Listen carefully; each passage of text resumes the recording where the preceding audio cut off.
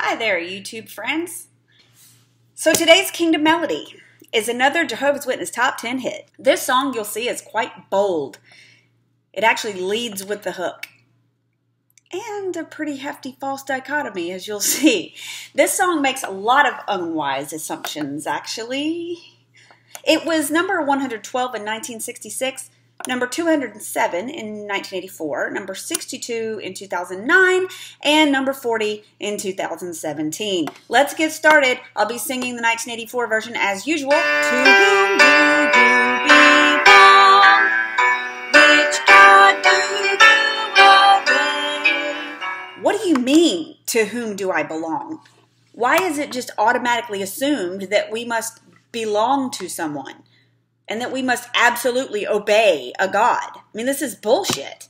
There were no changes in the 1984 version from the 1966 version, but in 2009, they inexplicably added the word now, as in, which God do you now obey? So I'm assuming this means that you can actually switch gods somehow. But then that begs the question, how do I switch to someone besides Jehovah? Because according to the Jehovah's Witnesses, once you've clicked the jaw box by getting baptized, you can't ever simply just change your mind. No, you become evil if you switch in any direction except when they like.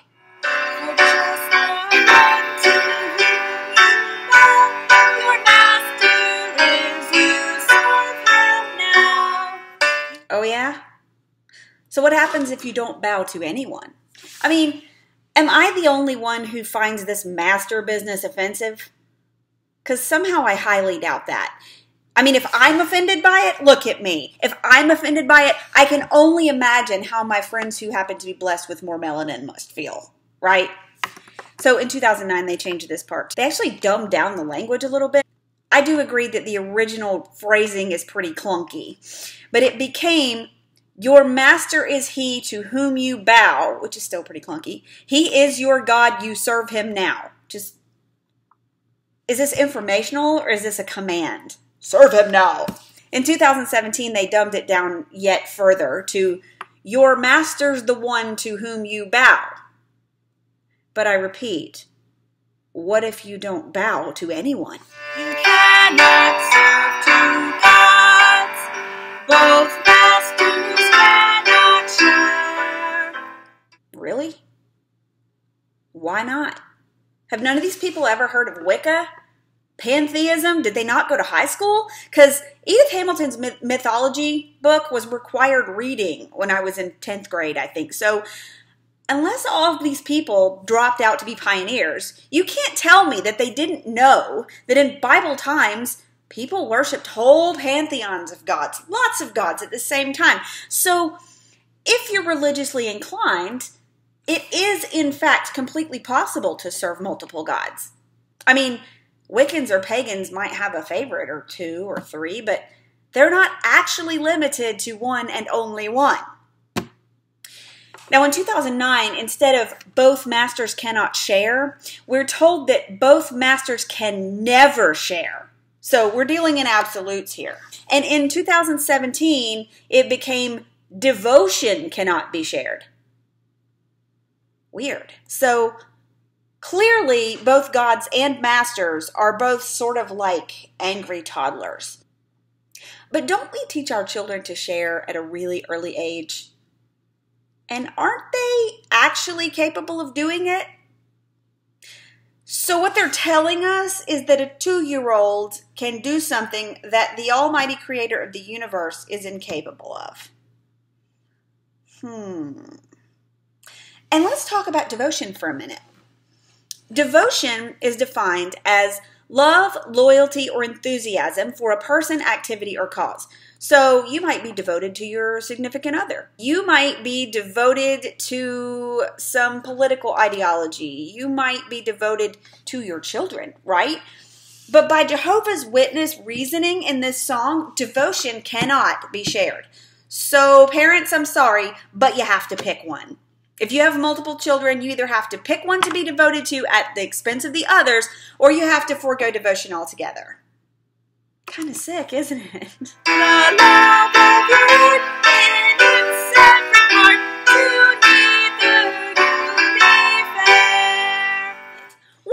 last time a slave loved his or her master? Seriously, when was the last time that an actual slave gave a shit about being fair to someone who subjugated them, robbed them of their freedom and autonomy, and profited from the fruits of their labor without compensating them? Never? Yeah, that's about right. In 2009, they changed the contraction you'd to you would. And in 2017, they changed these lines to, and so in the end, your choice will depend on how your heart is prepared. But guys, slaves don't get choices. That's kind of the whole point of slavery. And what are they even talking about with this how your heart is prepared business? I mean, there's no explanation or build up to this, so it kind of sounds like they might be roasting it and serving it with a side of horseradish or something. To whom do you belong? Which God will you obey? Myself and none. Next. For one is false and one is true, so make your choice, it's up to you. Shall Caesar of this world claim your allegiance still? Okay, for those of you who might not know this, a false dichotomy, also known as a false dilemma, occurs when someone makes an either-or argument that leaves out viable options. A favorite false dichotomy for the Jehovah's Witnesses is the one presented in this very song. You either belong to Jehovah or you belong to Satan. You're either good or you're evil. Or, you belong to Caesar, as they say in this verse. But we all know that's really just old Stan in a toga. And what's the other option? Well, as I've already pointed out, and will no doubt be forced to point out again, some of us don't belong to anyone. Especially not silly imaginary beings. And I think the choices presented here are pretty telling as well. Okay, so setting aside the fact that slaves don't actually get to choose their master, so this whole idea is stupid anyway, if you're told that you have to choose between only two options, but one is false and one is true, is it really accurate to say the choice is up to you? Because this really is not a choice. I mean, think about it. Is there any kind of moron who would choose the false one knowing it's false? So here they're telling us you have to be an idiot to choose anything but the Jehovah's Witnesses. And we fell for this crap. I know I did. And another thing, let's talk about this Caesar for a minute. Do these people not realize that we don't actually live in ancient Rome anymore? What other world would Caesar be from? Come on, guys, we're not Heaven's Gators or Scientologists. We're not even Mormons. The only world, as far as the Jehovah's Witnesses are concerned, is this one. Well, and the New World, but it's still supposed to be theoretically on the same planet, isn't it? I also think the use of the word allegiance here is actually a reference to the U.S. flag salute, which is really the only place I've heard that word used very much, or the Jehovah's Witnesses talking about the Pledge of Allegiance, which was still a very hot topic when I was growing up. I know I caught a lot of crap in school for not saluting the flag, and it's really a stupid made-up issue anyway. The only real purpose the Jehovah's Witnesses had for forbidding the flag salute was to get attention.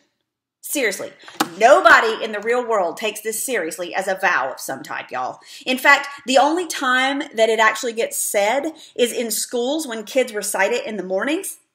I mean, I've never seen or heard it being required in adult life as an American, ever. The Jehovah's Witnesses just made a mountain out of that particular molehill in order to gain notoriety. In 2009, they changed the bit in this song about Caesar to say, shall Caesar of this world possess your allegiance still? And as usual, this is not an improvement. Have you noticed that Jehovah's Witnesses love certain words, even ones that they haven't yet changed the definitions of? Things like hence, appreciate, possess. This is inexplicable. And now, a word from our sponsors. Or will we obey the true God today and vow to do His will? This sounds like a commercial jingle. Obey today! For a limited time only, restrictions apply. In 2009, we stopped vowing to do His will, and this line was changed to by always doing His will. And I think that's interesting. I mean, how do we know what his will is since he is silent and invisible? How do we know? Well, it used to be that the answer to this question would be because he wrote the Bible, right? And of course, the Jehovah's Witnesses were the only ones who could properly interpret the Bible, even though they're not capable of correctly translating it, apparently. But that's another subject. But these days, it seems like they're headed into full-on cultishness. Anymore, it seems like his will is whatever the governing body happens to feel like it is at the moment. So if the Watchtower tells us what God's will is, and we have to obey either Watchtower God or Satan, because apparently disobedience and independence are not options, then we are duty-bound to always obey the governing body, or else we're evil devil worshippers. Convenient, isn't it? To whom do I belong? Well, I don't know. Why don't you tell me? Jehovah, I will obey. Figures. In 2009, they changed the contraction "I'll" to "I will" because reasons? I don't know. This God of truth thou gladly serve from paying thy vow, I'll not swear. All right, y'all. This whole idea of slaves who have chosen servitude is really chapping my ass right now. Servants, maybe. Slaves, no. And they've already established that it's slavery we're talking about here, not indentured servitude, and certainly not an employer-employee relationship. But there is something a little bit more serious going on here. Now, what is the vow that Jehovah's Witnesses are strongly encouraged to take, especially if done at an inappropriately early age? You guessed it, baptism. This verse frames this whole thing as strangely transactional. I mean, we'll gladly serve as slaves of the Watchtower Society, and we won't swerve from the assigned path. Even if there's a Mack truck headed straight for us, we get baptized, and then we pay for it for the rest of our lives. Got it. In 2009, this was changed to, "My Father in heaven I shall serve. I'll pay my vows without reserve." And then in 2017, they changed "shall" to "will" because they can't handle "shall," but they'll change "claim" to "possess" in the last verse. I mean, I don't know. There's no sense to this. But they kept the transaction, right? They kept the payment of the vow. But they added the idea that we should not have doubts or reservations. Huh. Or read another way, we should hold nothing back for ourselves, but give everything we have materially, emotionally, physically, spiritually, what have you, to the organization. This is sick, y'all. He bought me at great cost. I've ceased from serving men. The death of his son, my ransom is what I'll not turn back again. Oh, for crying out loud. Y'all, for God to have bought you, someone would have had to be selling. But if God created us, then did he purchase us from himself? Is he schizophrenic? I mean, what the hell? This doesn't even make any sense. We are not for sale. We were never for sale. And of course, you know they changed that second line. I mean, we could not have sisters singing something as blasphemous as "I've ceased from serving men." That would not go over in your average congregation. Heavens no. In 2009, this line became, "Devoted to him I'll stay." Clunky and unlyrical as usual. But since this whole song is kind of ham-handed anyway, I guess it works. Now, I've already expressed my opinion on redemptive sacrifice in previous videos, so I'm going to spare you my thoughts on the ransom here. But suffice it to say that I don't buy any of this dreck. I do find this last line interesting, though, because "I'll not turn back again" could suggest the possibility that some do turn back multiple times. And they do in real life. But in the context of the original verse, why would a slave voluntarily turn back to a master after successfully getting away? Spoiler alert, they wouldn't. Anyway, in 2009, they had to rhyme something with "stay," I guess, after adding the bit about devotion. So this became "His name I'll honor each day," which is also kind of clunky. And brings us back to the tiresome and reoccurring theme of honoring, protecting, revering, and worshiping a name. Why are these people so obsessed with a name that isn't even historically accurate when there are so many more important things they could be paying attention to, like I don't know, protecting their children or making sure their elderly family members whose families have been decimated by this religion are supported and taken care of. Really, it's the least they could do. But no. In 2009 and 2017, this is the last verse. But in 1966 and 1984, we're not quite done yet. Verse 4. Here we go. To God do we belong. There's no uncertainty.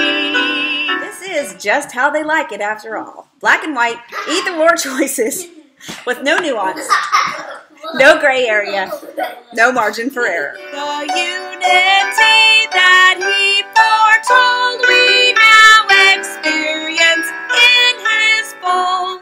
Slight change of venue. My children are nuts. Okay, 2 points here. First, there are lots of scriptures that talk about unity or a similar concept, right? But nowhere does it say that there can't be civil disagreement. It doesn't say that Christians should be in lockstep like some kind of spiritual Nazis. Seriously, here are a few examples I looked up. This is how much I love you guys. I actually read the freaking Bible for you. Colossians 3:13 and 14, or the NIV version, says, bear with each other and forgive one another if any of you has a grievance against someone. Forgive as the Lord forgave you. And over all these virtues, put on love, which binds them all together in perfect unity. Here's another example. Romans 12:16. Live in harmony with one another. Do not be proud, but be willing to associate with people of low position. Do not be conceited.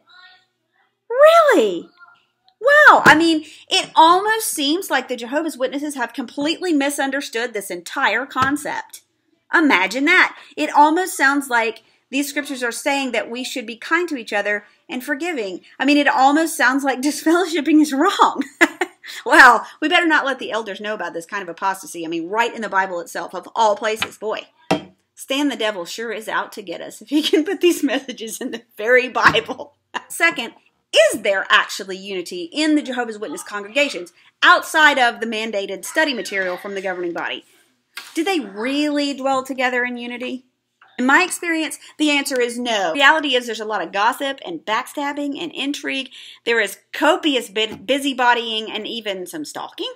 And I'd be really interested in seeing some statistics on the number of extramarital affairs in the witness congregations. Now, nobody's done that research, and it would likely be impossible to actually do, but man, would it be fascinating.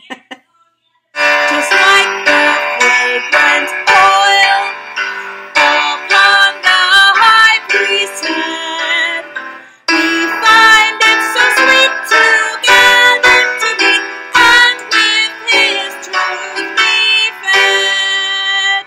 Okay, I definitely understand now why they deleted this verse.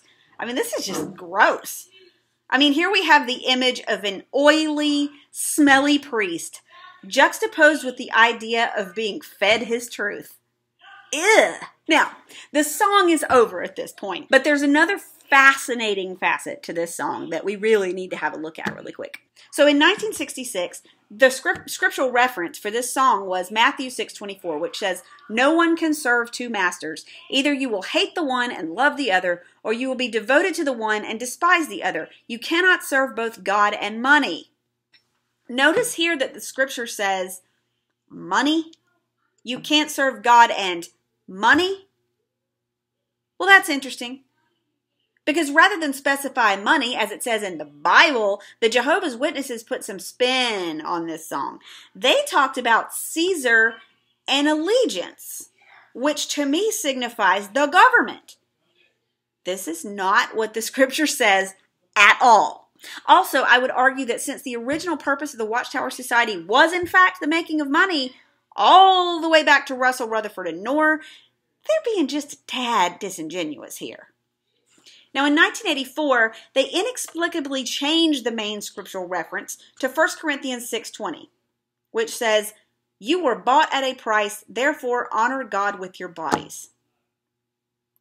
Now, this only really ties to a particular line in the song, and the concept of honoring God with your body is not even discussed. Thank goodness. Can you imagine what that might have looked like in a Jehovah's Witness song? Ugh. I mean, a checklist of things you can't do with your body, starting with masturbation, most likely. They've already proven they're willing to sing about that. In 2009 and 2017, the scriptural ref was inexplicably changed again to Romans 14:8, which says, if we live for the Lord, and if we die for the Lord. So whether we live or die, we belong to the Lord.